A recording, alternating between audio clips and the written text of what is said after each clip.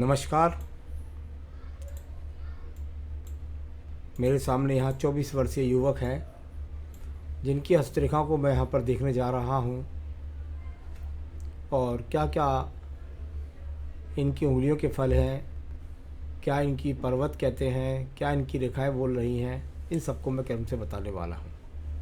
सबसे पहले बात कर लेता हूँ आपकी सबसे छोटी उंगली कनिष्ठा उंगली के बारे में।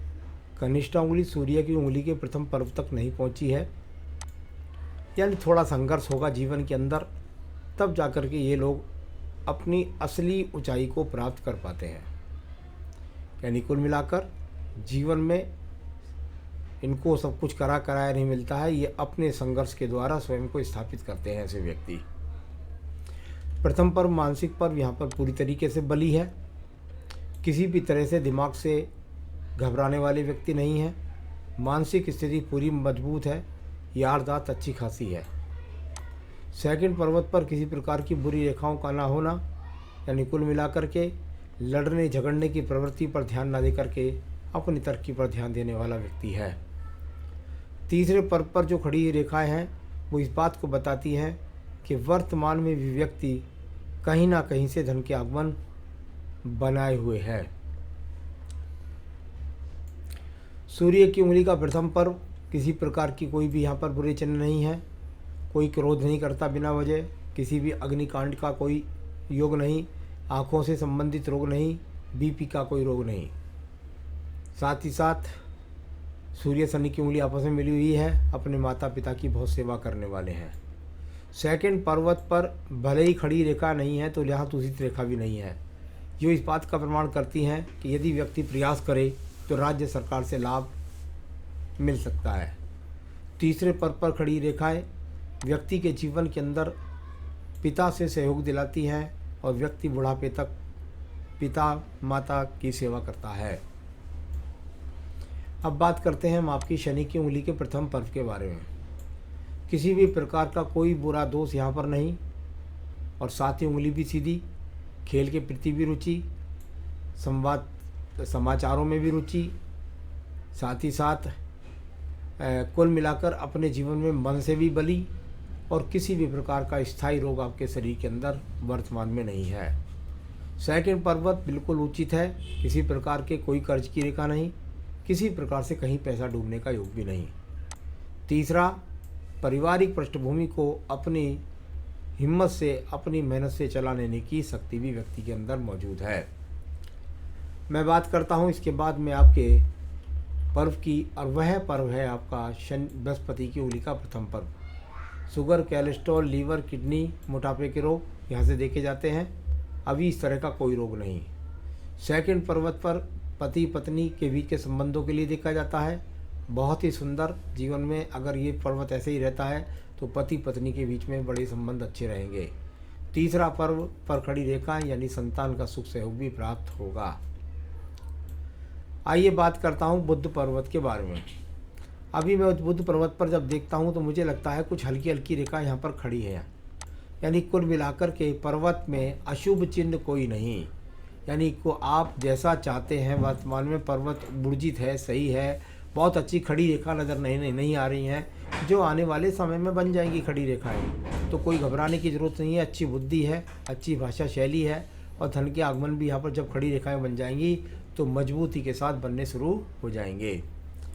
यहाँ पर बात करते हैं आपके सूर्य के पर्व के बारे में। ये बहुत अच्छी सुंदर रेखा और एक सुंदर रेखा का संबंध बना बीच से भी जाकर के, दो सपोर्टिंग रेखाएं, यानी कुल मिलाकर अपनी शिक्षा के अनुसार स्वयं से सज्जित होकर के संबंध बना करके, और ऊर्जित रेखाएं भी साथ में है, यानी घर से दूर जाएंगे और घर से दूर जाकर जॉब मिलेगी और वहाँ से अच्छा सम्मान प्राप्त करेंगे। राज्य सरकार की नौकरी के लिए प्रयास कीजिए।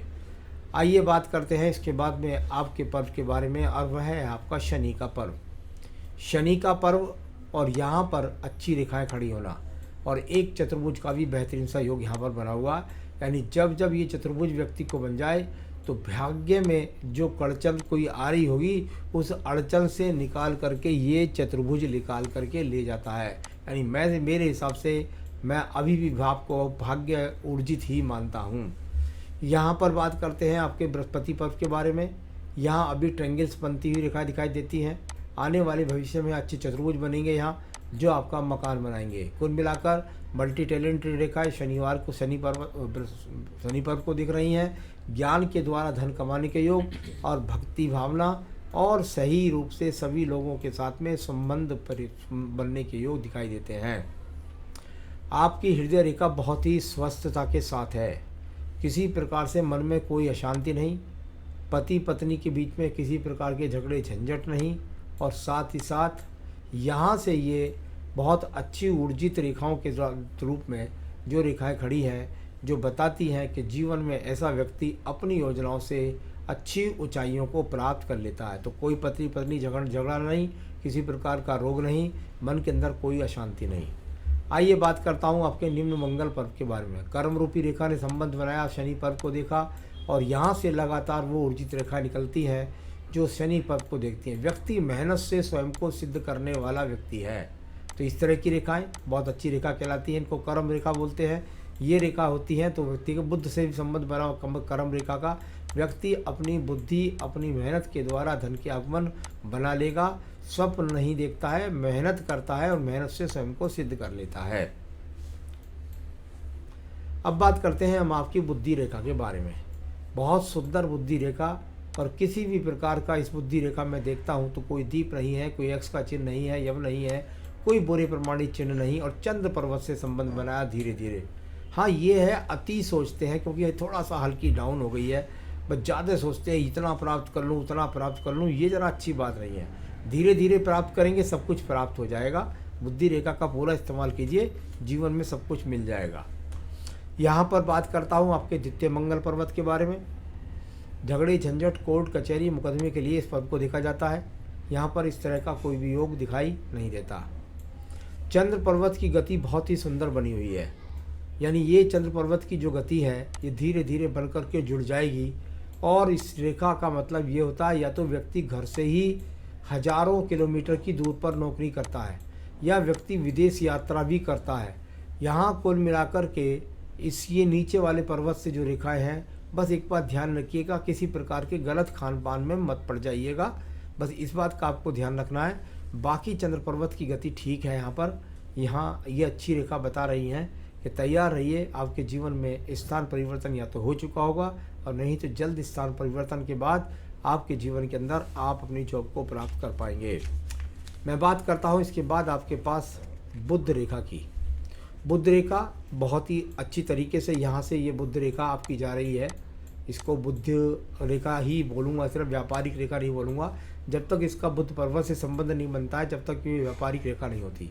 कुल मिलाकर इसको ज्ञान में इस्तेमाल कीजिए और अपने जीवन की ऊंचाइयों को प्राप्त करिए। ये रेखा निकल रही है, यहाँ से चंद्र पर्वत को संबंध बना रही है। जीवन में अपने सभी संसाधन आप स्वयं की मेहनत से बना पाएंगे, और ये अच्छा संकेत यहाँ से दिखाई देता है, जो दूर स्थान से ही आपको संसाधन बनवाएगा। मैं बात करता हूँ आपकी भाग्य रेखा के बारे में। भाग्य रेखा और आपकी भाग्य रेखा यहाँ पर एक रूपता के साथ में चलती चली जा रही है, यानी इसमें कोई ज़्यादा परिवर्तन नहीं है। मेरे हिसाब से तो जॉब बहुत जल्दी आपको मिलने वाली है, और उसके द्वारा आप अपने जीवन में उन्नति तरक्की भी करने वाले हैं। तो भाग्य रेखा बहुत अच्छी है, कोई चिंता की बात नहीं है। यहाँ से भी एक रेखा जाएगी, ये लगभग 42वें वर्ष के आसपास में आपको बड़ी उच्च पद प्राप्ति या प्रमोशन दिलाएगी। उसके बाद ये लगभग आपके जीवन में 48वें वर्ष में एक उन्नति तरक्की मिलेगी। इस तरह की रेखा नीचे अंदर अगर प्रथम मंगल पर्व में देखता हूँ तो वो भी अच्छी रेखा है, जो आपको साहस प्रदान करती है, और साथ ही साथ बजरंग बली रेखा के रूप में ये रेखा काम करती है, जिसके कारण व्यक्ति के अंदर साहस बना रहता है। चलिए अब बात करेंगे आपके शुक्र पर्वत के बारे में। संसाधनों का पर्व शुक्र पर्व, और शुक्र पर्व की यदि मैं बात करूं तो ये अच्छा पर्व है। इसके अंदर कोई ज़्यादा दीप नहीं पड़े हुए हैं। चिंता ना करें, बहुत जल्द समय में, बहुत अच्छे कम समय में आप अपने जीवन के संसाधनों को धीरे धीरे जोड़ेंगे। शुक्र पर्व ज़्यादा किसी भी प्रकार से खराब नहीं है।